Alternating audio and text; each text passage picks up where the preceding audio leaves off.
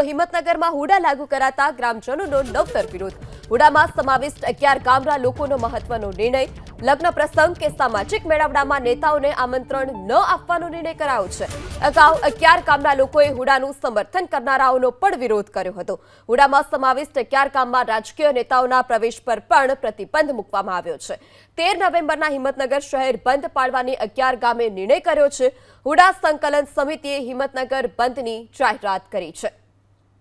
વધુ માહિતી સાથે સંવાદદાતા દર્શન ફોન લાઈનથી જોડાયા છે। દર્શન, હુડાનો નવતર વિરોધ કરવામાં આવ્યો છે, શું વધારે વિગત? ગામ લોકોની શું માંગ?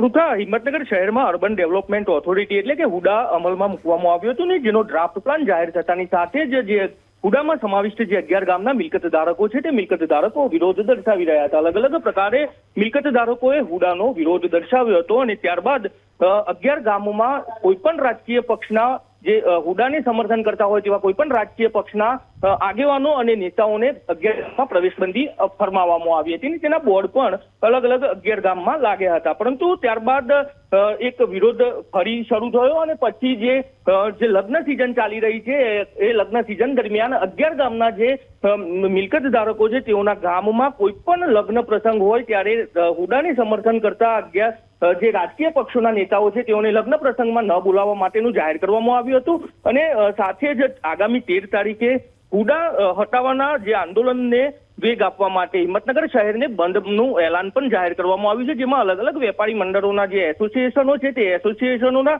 જે પ્રમુખો છે તે પ્રમુખો અને મંડળો સાથે હુડા સંકલન સમિતિની એક બેઠક યોજાઈ હતી અને તેઓએ પણ સમર્થન જાહેર કર્યું હતું, જેને લઈને આગામી 13 તારીખે હિંમતનગર શહેર સખત બંધ રહે તેવી અત્યારે હાલ તો હુડા સંકલન સમિતિના જે સભ્યો છે તે સભ્યો આશાવાદ વ્યક્ત કરી રહ્યા છે। પૃથા જી દર્શન, માહિતી બદલ આભાર।